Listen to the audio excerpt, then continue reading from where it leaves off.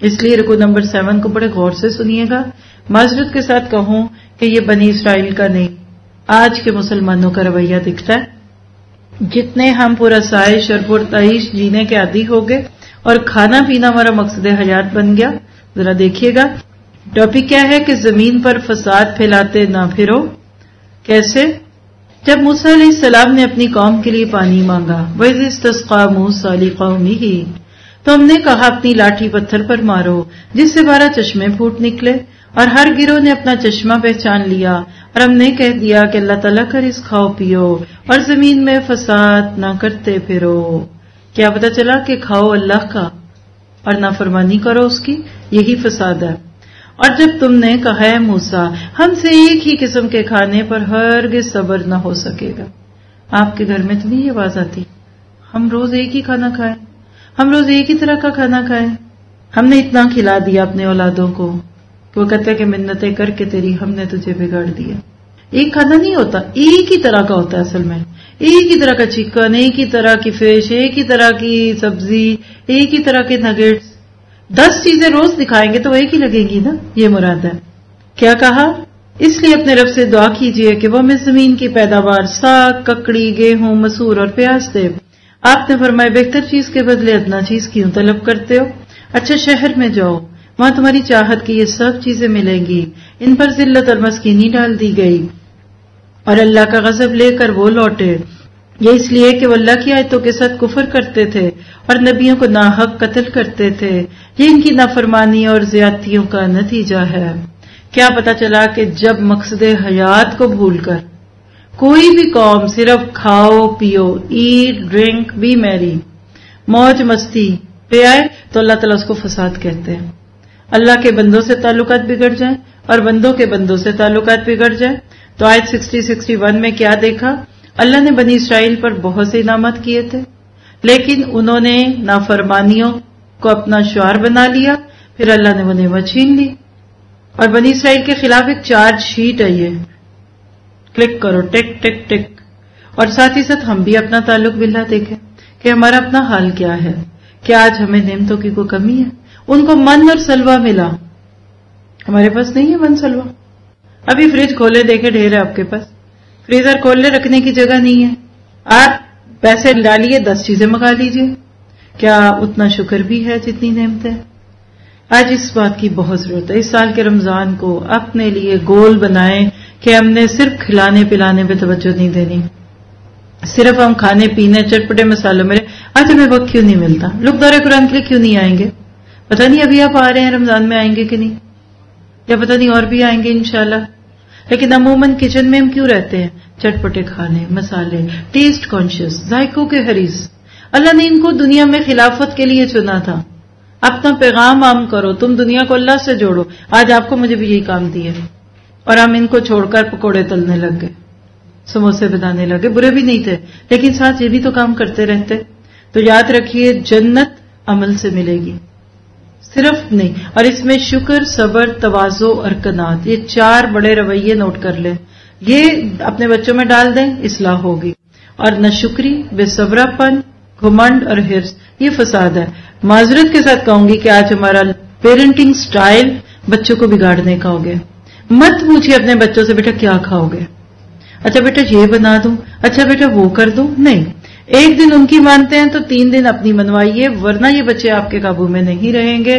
باہر کے فتنے بہت سارے ہیں، اللہ ان کی بھی اور ہماری حفاظت کرے. آگے دیکھیے رکوع نمبر 8 ہے کتاب اللہ سے مضبوط تعلق قائم کرنے کی ضرورت ہے. کیسے؟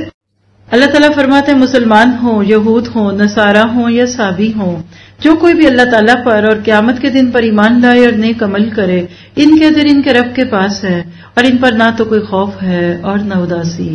دعا کیجیے ہم ایسے لوگوں میں ہو جائیں، ٹینشن فری لائف ہو جائے گی ہماری انشاءاللہ. ایک روایت ہے حضرت سلمان فارسی نے اللہ کے نبی کو اصحاب الدیر جو عبادت کے لیے ایک مقام پہ جمع تھے ان کا قصہ سنایا تو آپ نے فرمایا یہ لوگ جہنمی ہیں. حضرت سلمان کہتے ہیں کہ یہ بات سن کر زمین مجھ پر تاریک ہو گئی. اس موقع پر اللہ تعالیٰ نے یہ آیات مبارک نازل فرمائی، ان الذین آمنوا، جو آیت ہم نے پڑھی ہے. مطلب کیا ہے کہ صرف نام رکھنے سے بات نہیں بنتی. اور وہ کہتے ہیں کہ ان آیات کے اترنے سے گویا کہ مجھ سے پہاڑ ہٹ گیا اور اس آیت کے بارے میں حضرت ابن مسعود کہتے ہیں کہ بعض اصحاب رسول سے یہ نقل کرتے ہیں کہ ان الذین آمنوا والذین ہادوا حضرت سلمان فارسی کے بارے میں نازل ہوئی. آپ صابور کے لشکر اور ان کے اشراف میں سے تھے، اور اس کے بعد کی آیت پھر یہود کے بارے میں نازل ہوئی. یعنی یہ آیت ان آیات میں سے ہے جو صحابہ میں سے کسی صحابی کے نام پہ تھی. لیکن میں آپ کو اس آیت کے ناطے سے یہ بتا دیتی ہوں کہ خوش فہمیوں کا ازالہ ہے. اللہ نے 4 مذاہب کے ساتھ مسلمانوں کو بھی ڈال دیا کہ صرف نام مسلمان رکھنے سے تم نہیں بچو گے جب تک کہ آمنو و عاملوا الصالحات نہیں کرو گے. پھر بنی اسرائیل کی تاریخ کا ایک واقعہ، اور جب ہم نے تم سے وعدہ لیا اور تم پر طور پہاڑ لا کھڑا کر دیا اور کہا جو ہم نے تمہیں دیا اسے مضبوطی سے تھام لو اور جو کچھ اس میں ہے اسے یاد کرو تاکہ تم بچ سکو، لیکن تم اس کے بعد بھی پھر گئے. پھر اگر اللہ کا فضل اور اس کی رحمت نہ ہوتی تو تم نقصان والے ہو جاتے. یعنی بار بار اس قوم نے مستیاں کی اور اللہ نے ان کو بار بار بچنے کا موقع دیا. اور یقیناً تمہیں ان لوگوں کا علم بھی ہے جو تم میں سے ہفتے کے دن کے بارے میں حد سے بڑھ گئے، اور ہم نے بھی کہہ دیا کہ تم ذلیل بندر بن جاؤ. اسے ہم نے اگلے پچھلوں کے لیے عبرت کا سبب بنا دیا اور پرہیزگاروں کے لیے واعظ اور نصیحت کا سبب.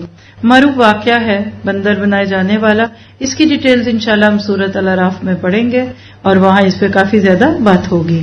اب اگلا وہ واقعہ جس کی وجہ سے اس سورت کو سورۃ بقرہ کہتے ہیں. اور حضرت موسیٰ علیہ السلام نے جب اپنی قوم سے کہا کہ اللہ تمہیں گائے ذبح کرنے کا حکم دیتا ہے تو انہوں نے کام سے مذاق کیوں کرتے ہیں؟ آپ نے جواب دیا میں ایسا جاہل ہونے سے اللہ کی بنا پکڑتا ہوں. سورہ فاتحہ کے بعد یہ پہلی دعا آ رہی ہے ترتیب کے اعتبار سے اگر آپ لیں. انہوں نے کہا ہے موسیٰ دعا کیجئے کہ اللہ تعالیٰ ہمارے لیے اس کا حلیہ بیان کر دے. آپ نے فرمایا سنو، وہ گائے نہ تو بالکل بچیا ہو نہ بچہ بلکہ درمیانی عمر کی نوجوان ہو. اب جو تمہیں حکم دیا گیا ہے اس کو بجا لاؤ. وہ پھر کہنے لگے کہ دعا کیجئے کہ اللہ تعالیٰ بیان کرے کہ اس کا رنگ کیسا ہوگا. فرمایا وہ کہتا ہے کہ وہ گائے زرد رنگ کی ہو، چمکیلا اور دیکھنے والوں کو بھلا لگنے والا اس کا رنگ ہو. گائے نہ ہو گئی لڑکی پسند کر رہے ہیں، اس کے اندر کتنے نقص نکال رہے ہیں. وہ کہنے لگے اپنے رب سے دعا کیجئے ہمیں اس کا مزید حلیہ بتائے. اس قسم کی گائیں تو بہت ہیں، پتہ نہیں چلتا. اگر اللہ نے چاہا تو ہم ہدایت والے ہو جائیں گے. آپ نے فرمایا کہ اللہ کا فرمان ہے کہ وہ گائے کام کرنے والی زمین میں ہل جوتنے والی اور کھیتیوں کو پانی پلانے والی نہیں، وہ تندرست اور بے داغ ہے. انہوں نے کہا اب آپ نے حق واضح کر دیا. گو وہ حکم برادری یعنی وہ حکم ماننے والے نہ تھے لیکن اسے مانا اور وہ گائے ذبح کر دی. یہ گائے کا واقعہ ہے. آپ سوچتے ہوں گے کہ یہ کون سی اتنی بڑی بات ہے جو ادھر بیان کی گئی ہے. تو یاد رکھیے کہ اس واقعے کے پیچھے 3 مختلف واقعات ہیں. نمبر 1، مصریوں میں رہتے ہوئے بنی اسرائیل جو اس دور کے مسلمان تھے ان کے اندر گاؤ پرستی یعنی گائے کی پوجا کا کانسیپٹ آ چکا تھا. دوسری بات ہے کہ وقت کے ساتھ ساتھ ان میں مرنے کے بعد جینے کا کانسیپٹ ختم ہو گیا تھا. اور تیسری بات یہ ہے ایک قتل بھی ہو گیا تھا. تو اللہ تعالیٰ نے ان تینوں کی وجہ سے یہ واقعہ ادھر ہمارے سامنے رکھ کر کیا بتا دیا کہ اللہ تعالیٰ چاہے تو مردوں کو زندہ کر دے، اور اسی طرح سے اللہ جس قوم کو کوئی حکم دے اس کو فوراً مان لینا چاہیے. لیکن یہ قومیں سوال جواب بہت کرتی تھی. عام سی گائے لیتے ذبح کر دیتے. سوال کر کر کے اتنی مشکل ہو گئی کہ بعد میں بڑی مہنگی وہ گائے ملی اور پھر انہوں نے اس کو ذبح کیا. اور اس کے بعد آپ کو پتا ہے کہ وہ گائے پھر جب ذبح ہوئی پھر وہ سارا واقعہ آگے جو ہوا آگے 72 آیت میں بھی یہ قصہ آئے گا. تو اس سے کیا پتہ چلتا ہے کہ اللہ کے حکم کو مشکل نہیں بنانا چاہیے. علم لیجئے، دین سیکھیے اور عمل شروع کر دیں. بہت باریک باتوں میں فقہی بحثوں میں پڑ جانا، تعویلوں میں پڑنا یہ دل کو سخت کر دیتا ہے. اس کو انشاءاللہ ہم آگے پڑھیں گے. لیکن ادھر سے آپ دیکھیے تو زمین میں فساد نہ پھیلاؤ، یہ مین تھیم تھا. اس میں کامیابی کا معیار کیا ہے؟ اللہ جو کہتا ہے اس کو مان لو. یہود سے عہد لیا گیا کہ آپ سے مجھ سے بھی لیا ہوا ہے، بالکل لیا ہوا ہے. لا الہ الا اللہ کہہ کر بھی ہم اللہ سے عہد ہی کر رہے ہوتے ہیں. اس قوم نے عہد شکنی کی تو کیا ہم بھی کرتے ہیں؟ بالکل کرتے ہیں. کبھی ٹوٹتا دیکھا ہے عہد آپ نے؟ کلمے کے تقاضے پورے ہر جگہ ہوتے، پھر ان کو عہد شکنی کی سزا ملی. آج ہمیں بھی ملتی ہے. ہمیں نہیں پتا یہ مہنگائی ہم پہ کس عہد کو نہ پورا کرنے کی سزا ہو. پھر گائے کو ذبح کیا، پتا کیا چلا کہ جس کو ذبح کرنے سے وہ اتنا ڈرتے تھے کچھ بھی نہیں ہوا. آج ہمیں بھی کچھ چیزیں کرتے ہوئے بہت مشکل لگتی ہیں. اللہ کا حکم سمجھتے ہوئے اس کو کر لیجئے. تو اللہ کی رضا کو پانے کے لیے شرط کیا کہ سوال جواب میں پڑھنے کی بجائے عمل کرنے کا ذہن بنا لیجئے۔ آگے رکوع نمبر 9 ہے، بہت ہی خوبصورت تھیم ہے، ایمان اور عمل صالح سے جنت پانے کی کوشش کرنی ہے۔ یعنی جنت دعاؤں سے نہیں ملتی، خواہشوں سے نہیں ملتی، کیسے ملتی ہے؟ عمل سے زندگی بنتی ہے، جنت بھی جہنم بھی۔ یہ خاکی اپنی فطرت میں نہ نوری ہے نہ ناری۔ اب اسی میں کنٹینیوشن میں تیسرا عذر کیا تھا؟ وَإِذْ قَتَلْتُمْ نَفْسًا، جب تم نے ایک شخص کو قتل کر ڈالا، پھر اس میں اختلاف کرنے لگے اور تمہاری پوشیدگی کو اللہ تعالیٰ ظاہر کرنے والا تھا۔ ہم نے کہا کہ اس گائے کا ایک ٹکڑا مقتول کے جسم پر لگا دو، وہ جی اٹھے گا۔ اس طرح اللہ مردوں کو زندہ کر کے تمہیں تمہاری عقل مندی کے لیے نشانیاں دکھاتا ہے، یعنی اللہ نے دکھا دیا کہ مردے زندہ ہوں گے۔ اب یہ ہے سیکوینسز، یہ بہت یہ اہم آیات ہے۔ ثم قست قلوبکم من بعد ذلک، پھر اس کے بعد تمہارے دل پتھر جیسے بلکہ اس سے بھی زیادہ سخت ہو گئے۔ بعض پتھروں سے تو نہریں بہہ نکلتی ہیں اور بعض پھٹ جاتے ہیں اور ان سے پانی نکلتا ہے، اور بعض اللہ کے ڈر سے گر پڑتے ہیں، اور تم اللہ کو اپنے اعمال سے غافل نہ جانو۔ کیا اس وقت بھی اللہ کو ہمارا پتا؟ اس وقت تمہارا دل چاہ رہا ہے کہ اللہ کو بتاؤ ہمارا، لیکن جب تنہائی میں کچھ دیکھتے سنتے بولتے اللہ اس وقت بھی دیکھ رہا ہوتا ہے۔ مسلمانوں، کیا تمہاری خواہش ہے کہ یہ لوگ ایمان والے بن جائیں؟ حالانکہ ان میں سے ایسے لوگ بھی ہیں جو کلام اللہ کو سن کر عقل اور علم والے ہوتے پھر بھی بدل ڈالا کرتے۔ یا 75 بھی نوٹ کیجئے۔ اللہ یہود کے علماء کو کہتے ہیں کہ تم ایمان لے آؤ، اس کے برعکس آپ دیکھیے کہ صحابہ کو کہنا نہیں پڑا اور وہ اللہ کے نبی کو اس وقت پہچان گئے جب آپ کے ساتھ کوئی بہت سابقے لاحقے نہیں تھے۔ کچھ لوگوں کا عمل کیا تھا؟ یہ یہود کے علماء دوسروں سے چھپاتے تھے۔ کیسے؟ جب ایمان والوں سے ملتے ہیں تو اپنی ایمانداری ظاہر کرتے ہیں، اور جب آپس میں ملتے ہیں تو کہتے ہیں کہ مسلمانوں کو کیوں وہ باتیں پہنچاتے ہو جو اللہ نے تمہیں سکھائی ہیں؟ کیا جانتے نہیں کہ یہ تو اللہ تعالیٰ کے پاس تم پر ان کی حجت ہو جائے گی؟ کیا یہ نہیں جانتے کہ اللہ ان کی پوشیدگی اور ظاہرداری سب کو جانتا ہے؟ گھر کا بچہ کسی مہمان کو کوئی خبر دے دینا تو بڑی شرمندگی ہوتی ہے۔ یہود کے علماء اندر کھاتے خبریں رکھتے تھے، اور مسلمانوں میں سے جن سے ان کی دوستیاں تھیں ان سے نبی صلی اللہ علیہ وسلم کی محفلوں کے قصے پوچھتے تھے، اسی کا تذکرہ۔ اللہ تعالیٰ کہتے ہیں اگر اتنی شوق ہے تو آ کے بیٹھ جاؤ۔ انا کہ ہمارے خود نہیں آ کر بیٹھتے تھے، لیکن دوسروں کو بھیجتے کہ جا کے دیکھو ذرا محمد صلی اللہ علیہ وسلم کی محفل میں کیا ہوتا ہے۔ صحابہ کرام نے ایسا کچھ نہیں کیا۔ اور خوش فہمیاں کیا تھی ان لوگوں کی کہ وی آر چوزن پیپل، ہم تو جنت میں جائیں گے۔ اسی لیے اللہ آگے ان کی کچھ خوش فہمیوں کی بات کرتے ہیں۔ وَمِنْهُمْ أُمِّيُّونَ، اور ان میں سے بعض ان پڑھ ایسے بھی ہیں جو کتاب کے صرف ظاہری الفاظ کو ہی جانتے ہیں اور صرف گمان اور اٹکل پر ہی ہیں۔ ان لوگوں کے لیے ویل ہے جو اپنے ہاتھوں کی لکھی ہوئی کتاب کو اللہ تعالیٰ کی طرف کی کہتے ہیں اور اس طرح دنیا کماتے ہیں۔ ان کے ہاتھوں کی لکھائی کو اور ان کی کمائی کو ہلاکت اور افسوس ہے۔ دعا کیجیے آج امت مسلمہ میں اللہ ہمیں ایسے لوگوں میں نہ کرے کہ اپنی من پسند باتوں کو دین کی باتیں کہہ کر اللہ کی کہہ کر لوگوں کے سامنے پیش کر دیں۔ اور خوش فہمی کیا تھی؟ یہ لوگ کہتے ہیں ہم تو صرف چند روز جہنم میں رہیں گے۔ ان سے کہو کیا تمہارے پاس اللہ کا کوئی پروانہ ہے، یعنی کوئی اتھارٹی لیٹر ہے تمہارے پاس؟ اگر ہے تو یقیناً اللہ اپنے وعدے کے خلاف نہیں کرے گا، ہرگز نہیں، بلکہ تم تو اللہ کے ذمہ وہ باتیں لگاتے ہو جنہیں تم نہیں جانتے۔ یقیناً جس نے بھی برے کام کیے اور اس کی نافرمانیوں نے اسے گھیر لیا وہ ہمیشہ کے لیے جہنمی ہے۔ ساری خوش فہمی اللہ نے ان کی دور کر دی۔ کہتے تھے ہم جنت میں جائیں گے، آج بھی ہم کہتے ہیں، اللہ کہتے ہیں نو، کون جائے گا جنت میں؟ آیت 82۔ اور جو لوگ ایمان لائیں اور نیک کام کریں وہ جنتی ہیں جو جنت میں ہمیشہ رہیں گے۔ اللہ آپ کو اور آپ کی نسلوں کو انہی لوگوں میں شامل کرے۔ تو آپ دیکھیے کہ آیت 72 سے 82 میں ہم نے کیا دیکھا؟ اپنی خطاؤں میں کھوئے رہتے ہیں، خطا کاری کا پیکر، یعنی گناہ کو چھوڑنا نہیں۔ اور خوش فہمی کیا؟ اس دروازے سے گزر جاؤ گے تو جنتی، یہ کام کر لو تو بخشے جاؤ گے۔ آج بھی مسلمانوں نے بہت ساری ایسی چیزیں مشہور کر دی ہیں، عمل کے بعد کرتے تو شاید کوئی گنجائش نکل آتی، لیکن عمل چھوڑ کے کسی شارٹ کٹ کے راستے جنت میں نہیں جائیں گے۔ پھر اس میں حیات بعد الممات کی بات ہوئی کہ مرنے کے بعد زندہ کیا جائے گا۔ سنگ دلی کی مثال ہم نے دیکھی کہ پتھروں کے اندر سے پانی نکلتا ہے، ہماری آنکھیں خشک رہتی ہیں۔ اور پھر یہودی کردار کے تجزیے دیکھے، پھر اللہ کو ان کے حق میں فیصلہ دیکھا کہ تم جتنا مرضی خود کو جنتی کہہ لو، اللہ جنت میں تمہیں اعمال کی بنیاد پہ لے گا، تو ہمیں اپنا محاسبہ کرنا ہے کہ ہمیں جنت میں جانے کے لیے کیا کرنا ہے، اور ساتھ ہی ساتھ ان سب سے سبق سیکھتے ہوئے ہم نے اپنی اصلاح بھی کرنی ہے۔ آپ دیکھیے کہ انسان نیا نیا عمل شروع کرے نا، کوئی بات نہیں، 5 نمازیں نہیں پڑھی جا رہی، 4 پڑھ لیں گے، 3 پڑھیں گے، 2 پڑھیں گے، اٹس اوکے۔ ابھی رونا نہیں آ رہا، بعد میں آ جائے گا، ابھی بہت تیز لگ رہا ہے، کوئی بات نہیں، اب تھک گئے، کوئی بات نہیں، آتے رہیں گے، سنتے رہیں گے، سمجھ آئے گا۔ اصل سختی آتی ہے جب بندہ بار بار نیکی کا کام کا موقع بھی ہو، اس کے زندگی میں حجتیں بھی تمام ہو، پھر بھی عمل نہ بدلے۔ اس لیے اللہ سے یہ دعا کیجئے کہ اللہ تعالیٰ ہمیں نبی صلی اللہ علیہ وسلم کے صحابہ والا ایمان دے دے کہ جو سنتے ہی مان گئے اور انہوں نے اپنی زندگی میں تبدیلیاں پیدا کی۔ آگے رکوع نمبر 10 ہے، دوسروں کو نصیحت خود میاں فصیحت، یعنی عمل دوسرے کرے۔ ہاں قرآن میں پڑھ لیتی ہوں، ایسا کوئی رویہ تھا؟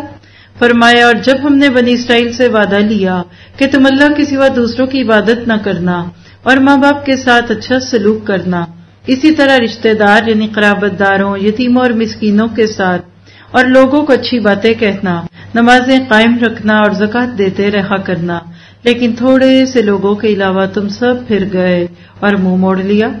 آپ کو یہ آیت پڑھ کر لگا کہ یہ تورات کی آیت ہے؟ بالکل یہی ترتیب آج مسلمانوں کی بھی ہے، ان کو 10 کمانڈمنٹس بھی کہتے ہیں، احکام 10۔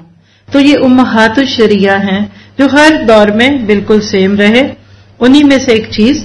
اور جب ہم نے تم سے وعدہ لیا کہ آپس میں خون نہ بہانا، قتل نہ کرنا اور آپس والوں کو جلا وطن مت کرنا، تم نے اقرار کر لیا اور تم اس کے شاہد بنے رہے، یعنی تم اس کے گواہ بنے رہے، لیکن پھر بھی تم نے آپس میں قتل کیا اور آپس کے ایک فرقے کو جلا وطن بھی کیا اور گناہ اور زیادتی کے کاموں میں ان کے خلاف دوسرے کی طرفداری کی۔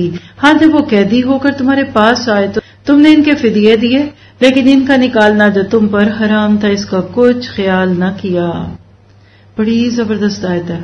اللہ تعالیٰ فرماتے ہیں فَتُؤْمِنُونَ بِبَعْضِ الْكِتَابِ وَتَكْفُرُونَ بِبَعْضٍ، کیا بعض احکام پر ایمان رکھتے ہو اور بعض کے ساتھ کفر کرتے ہو؟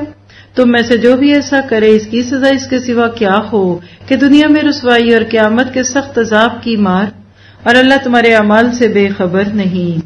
یہ وہ لوگ ہیں جنہوں نے دنیا کی زندگی کو آخرت کے بدلے خرید لیا، ان کے نہ تو عذاب ہلکے ہوں گے اور نہ ان کی مدد کی جائے گی۔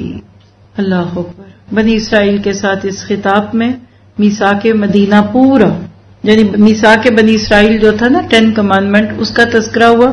ہم سب بھی ان ساری آیتوں کو پڑھتے ہوئے دیکھیں ذرا کہ اللہ کی رضا کو پانے کے لیے ہمیں کیا کرنا ہے۔ نمبر 1، اللہ کے سوا کسی کی عبادت نہیں کرنی۔ آج کے اس پارے کے ساتھ ہی اپنے علی عمل کی بات بنائیں کہ صرف اللہ کی بندی بنوں گی۔ والدین کے ساتھ حسن سلوک کریں، آج جا کر اپنے والدین میں سے جو بھی آپ کے پاس ہے ان کا شکریہ ادا کریں۔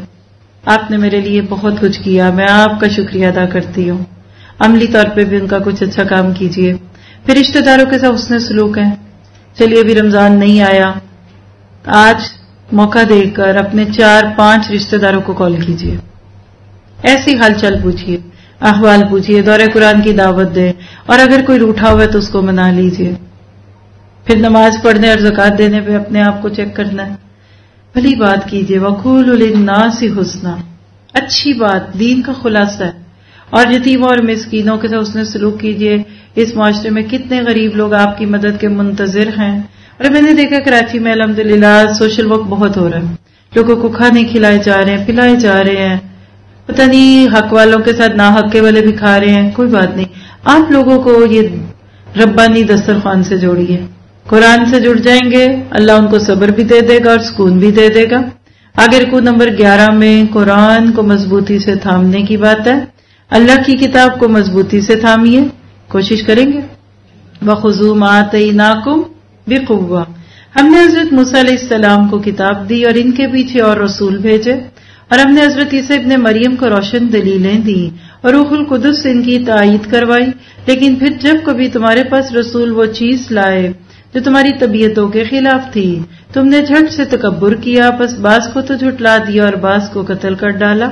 دیکھیں یہ ان کی بہت ہی زیادہ ایک سنگینی تھی کہ حق بات سننے کی بجائے اس بندے کو ختم کر دو تاکہ نہ رہے بانس نہ بجے بانسری۔ آیت 88، یہ کہتے ہیں ہمارے دل غلاف والے نہیں، نہیں بلکہ ان کے کفر کی وجہ سے انہیں اللہ تعالیٰ نے ملعون کر دیا، ان کا ایمان بہت ہی تھوڑا ہے۔ اس سے پتہ چلتا ہے کہ جب دل میں کفر ہوتا ہے نا تو اللہ مہر لگا دیتے ہیں۔ اللہ تعالیٰ ہم سب کو بچا کے رکھے۔ اور ان کے پاس جب اللہ کی کتاب، ان کی کتاب کو سچا کرنے والی آئی، حالانکہ پہلے یہ خود اس کے ذریعے کفار پر فتح چاہتے تھے، تو باوجود آ جانے اور باوجود پہچان لینے کے پھر کفر کرنے لگے۔ اللہ تعالیٰ کی لعنت ہو کفار پر، یعنی جو اللہ کی رحمت میں نہیں آئے گا وہ اس سے دور ہو جائے گا۔ بہت بری ہے وہ چیز جس کے بدلے انہوں نے اپنے آپ کو بیچ ڈالا، اور وہ ان کا کفر کرنا ہے۔ اللہ تعالیٰ کی طرف سے نازل شدہ چیز کے ساتھ محض اس بات سے جل کر کہ اللہ تعالیٰ نے اپنا فضل جس بندے پر چاہا نازل فرمایا، اس کے باعث وہ یہ لوگ غضب پر غضب کے مستحق ہوئے۔ ان کفار کے لیے رسوا کرنے والا عذاب ہے۔ اس آیت کو بھی آپ نوٹ کیجئے۔ یہود کے دل میں حسد تھا، جیلسی تھی، انوی تھی، اس لیے نہیں مانے۔ صحابہ کرام کے دلوں میں حسد اور بغض نہیں تھا۔ آج بھی ہر وہ بندہ آپ کی دعوت پہ لبیک کہے گا جس کے دل میں کوئی نیگیٹو جذبے نہیں ہوں گے، تو ہم دعا کرتے ہیں کہ اللہ تعالیٰ ہمارے دلوں سے بغض اور حسد کو ختم کر دے۔ اور جب ان سے کہا جاتا ہے کہ اللہ کی اتاری ہوئی کتاب پر ایمان لاؤ تو کہہ دیتے ہیں کہ وہ جو ہم پر اتاری گئی اس پر ہمارا ایمان ہے، حالانکہ اس کے بعد والی کے ساتھ جو ان کی کتاب کی تصدیق کرنے والی ہے کفر کرتے ہیں۔ اچھا ان سے یہ تو دریافت کرے اگر تمہارا ایمان پہلی کتابوں پر ہے تو پھر تم نے اگلے انبیاء کو کیوں قتل کیا؟ یعنی اپنے نبیوں کو کون سا تم مانتے تھے جو اب ان کو نہیں مان رہے؟ تمہارے پاس تو موسیٰ یہی دلیلیں لے کر آئے، لیکن تم نے پھر بھی بچڑا پوجا، تم ہو ہی ظالم۔ پھر جب ہم نے تم سے وعدہ لیا اور تم پر طور کو کھڑا کر دیا اور کہہ دیا کہ ہماری دی ہوئی چیز کو مضبوط تھامو اور سنو، اور تو انہوں نے کہا ہم نے سنا اور نافرمانی کی۔ اس کو ہائی لائٹ کیجیے گا۔ اور ان کے دلوں میں بچڑے کی محبت گویا کہ پلا دی گئی بسبب ان کے کفر کے۔ ان سے کہہ دیجئے کہ تمہارا ایمان تمہیں برا حکم دے رہا ہے اگر تم مومن ہو۔ یہ تھے وہ رویے جس کی وجہ سے ہدایت نصیب نہیں ہوئی۔ ہم سنیں گے بہت، مانیں گے نہیں۔ کہیں آج ہمارا یہ حال تو نہیں؟ بہت قرآن سنیں گے، مانیں گے نہیں۔ بہت سارے کورسز کریں گے لیکن مانیں گے نہیں۔ اللہ تعالیٰ ہمیں سن کر ماننے والا بنا دے۔ آپ کہہ دیجئے کہ اگر آخرت کا گھر صرف تمہارے ہی لیے ہے، اللہ کے نزدیک اور کسی کے لیے نہیں، تو آؤ اپنی سچائی کے ثبوت میں موت طلب کرو، لیکن اپنی کرتوتوں کو دیکھتے ہوئے کبھی بھی موت نہیں مانگیں گے۔ اللہ تعالیٰ ظالموں کو خوب جانتا ہے۔ جس نے اچھے کام کیے ہوتے ہیں نا اس کا مرنے کو دل کرتا ہے، رزلٹ جو ملتا ہے، اور جس نے پیپر میں لکھا ہی کچھ نہیں وہ کیوں رزلٹ کا انتظار کرے؟ تو اپنے آپ سے پوچھئے، مرنے کا سوچ کے خوف آتا ہے، فوبیا؟ دیکھیے ایک فطری ڈر تو ہوتا ہے، لیکن مومن موت سے پیار کرتا ہے، اور کافر کہتا ہے جیو تم ہزاروں سال اور ہر سال کے ہو دن ہزار۔ کیسے؟ بلکہ سب سے زیادہ دنیا کی زندگی کا حریص اے نبی آپ انہی کو پائیں گے۔ یہ حصے زندگی میں مشرکوں سے بھی زیادہ ہیں۔ ان میں سے تو ہر شخص 1,000 سال کی عمر چاہتا ہے، وہ یہ عمر دیا جانا بھی انہیں عذاب سے نہیں چھڑا سکتا۔ اللہ تعالیٰ ان کے کاموں کو بخوبی دیکھ رہا ہے۔ تو آیت 87 سے 96 میں حیرت ہو رہی، یہ کیسا ایمان ہے؟ مجھے ایسے لگتا ہے کہ آج ہمارے ایمان پہ بھی فرشتوں کو حیرت ہوتی ہوگی کہ کیا کلمے پڑھتے رہتے ہو 1.25 لاکھ بار، لیکن عمل تمہارے کب بدلتے بھی نہیں ہیں۔ تو اللہ تعالیٰ نے اس میں اپنے احسان کی بات کی، رسول اللہ صلی اللہ علیہ وسلم کے آنے پر یہود کے رویے کی بات کی۔ رویے کی اصل خرابی کا سبب کیا تھا؟ فکر آخرت بدل گیا۔ آج بھی امت مسلمہ کے ساتھ یہی ہوگا۔ یہود سچے حق پرست نہیں تھے، اور اللہ کی رضا پانے والے کاموں کی بجائے وہ اپنی خوشی کے کام کرتے تھے۔ تو اگر ہم آج کے دن کے آخر میں اپنا محاسبہ کریں، اس پارے کی شخصیت میں نے آپ کے لیے حضرت ابوبکر صدیق کو رکھا تھا۔ پارے کے اینڈ پہ بھی چند باتیں ضرور ان کے نام پہ رکھوں گی، کیونکہ آج ہم نے شروع میں خلاصہ بھی کیا، سب کیا نا، لیکن یہاں سے اٹھنے سے پہلے اپنے آپ سے چند سوال کریں۔ کیا ہم صرف ابوبکر صدیق کے ہی قصے پڑھتے سنتے رہیں گے؟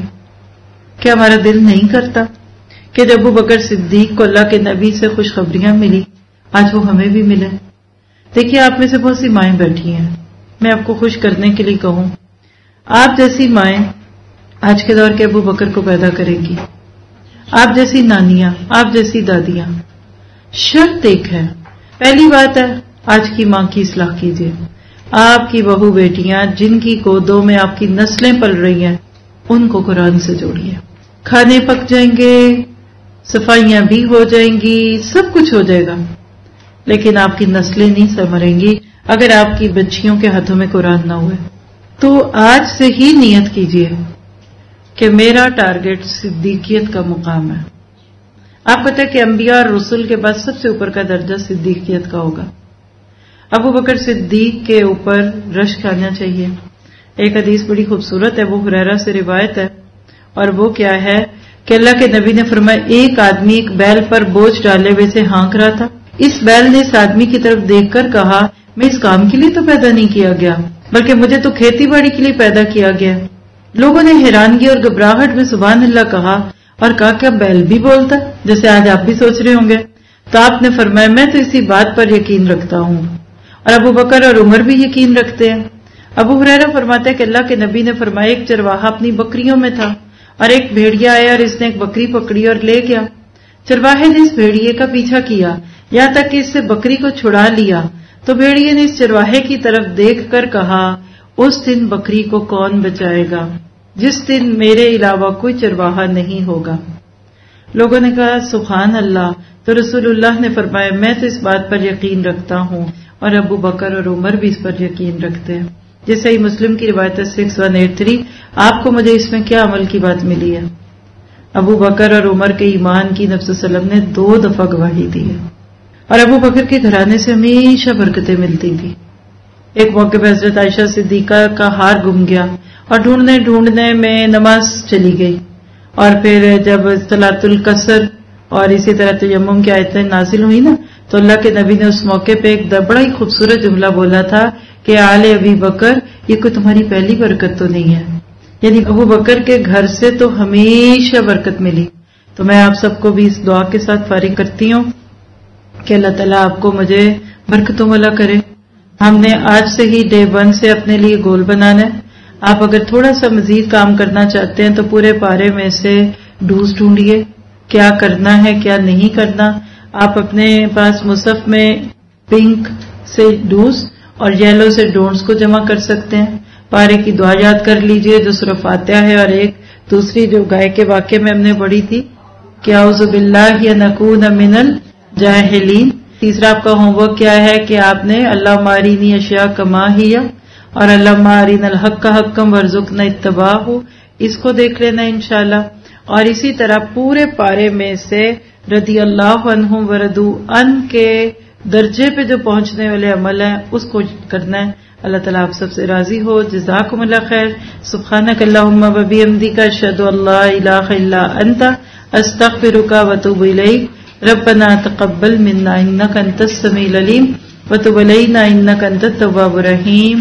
وصلی اللہ تعالی خیر خلقہ واصحابہ اجمعین برحمتک یا ارحم الراحمین. جیسے ابو بکر صدیق کو جنت کے سارے دروازوں سے پکارا جائے گا، اللہ تعالیٰ آپ سب کو بھی قیامت کے دن سارے دروازوں سے بلائے کہ آپ بھی جنت میں داخل ہوں. السلام